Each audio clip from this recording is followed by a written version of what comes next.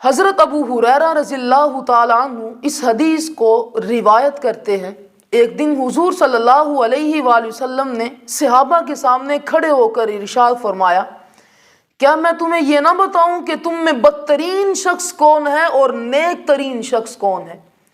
جب حضور نے یہ فرمایا تو تمام صحابہ اکرام رضی اللہ تعالیٰ عنہم خاموش ہو گئے۔ راوی کہتے ہیں کہ حضور نے انہی کلمات کو 3 مرتبہ دہرایا۔ حضور نے فرمایا، کیا میں تمہیں نہ بتاؤں کہ تم میں سے نیک ترین اور بدترین شخص کون ہے؟ تو ایک صحابی کھڑے ہوتے ہیں اور عرض کرتے ہیں، یا رسول اللہ صلی اللہ علیہ وآلہ وسلم، آپ ارشاد فرمائیے۔ حضور صلی اللہ علیہ وآلہ وسلم نے فرمایا، خیرکم من یرجا خیرہ ویؤمن شرہ۔ حضور نے فرمایا کہ تم میں سے سب سے بہترین شخص وہ ہے جس سے لوگ خیر کی امید رکھیں اور لوگ اس کے شر سے محفوظ ہوں، اور فرمایا وَشَرُّكُمْ مَن لَّا يُرْجَىٰ خَيْرُهُ وَلَا يُؤْمَنُ شَرُّهُ، اور تم میں بدترین شخص وہ ہے جس سے لوگ بھلائی کی امید بھی نہ رکھیں اور لوگ اس کے شر سے محفوظ نہ ہوں۔